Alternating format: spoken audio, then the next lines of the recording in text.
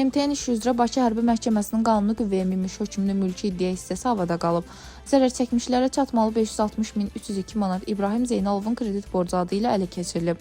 Bölgə TV xəbər verir ki, zərər çəkmişlər İcra Baş İdarəsinin rəisi Vidadi Məmmədov, idarənin banklarla iş şöbəsinin əməkdaşı olmuş Tural Süleymanov, onun qaynatası Cavidan Hacıyev, Nərimanov rayon İcra şöbəsinin rəisi Rəşad Abbasov, icra məmuru Rafael Səfərovun əlbir olaraq bu vəsaiti heç bir hüquqi əsası olmadan Yellowbank ASC-nin balansından kənar hesabına köçürdüklərini bildiriblər.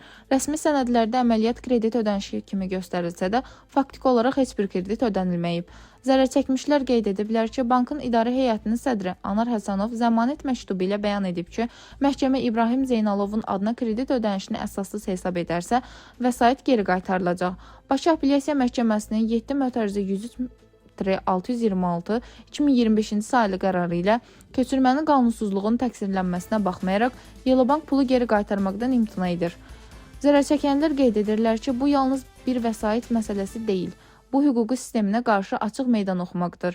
Cinayət Məcəlləsinin 179-cu maddəsi mənimsəmə və israf etmə, mülki məcəllənin 1099-cu maddəsini əsassız əldə etmə, icra qərarlarının icrasına maneə törətmə, bütün bunlar Yellowbankın və icra orqanlarının əlbirliyi ilə törədilib.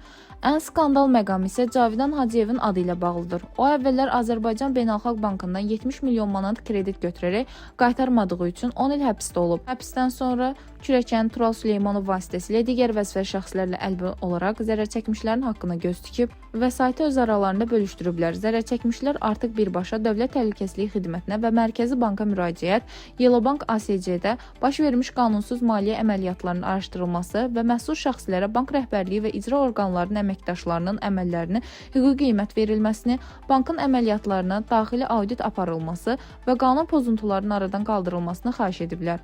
Bundan başqa 560.302 manat və digər qanunsuz köçürülmüş vəsaitlərin dərhal geri qaytarılması və zərər çəkmişlərə ödənilməsini istəyiblər. Zərər çəkənlər deyirlər ki, Yellowbankın və icra orqanlarının bu qanunsuz əməliyyatları araşdırmalıdır. Yazıda da adı keçən hər kəsi dinləməyə hazırıq. Elşad Məmmədəliyev, Dilbər Vüqar qızı, Bölgə TV.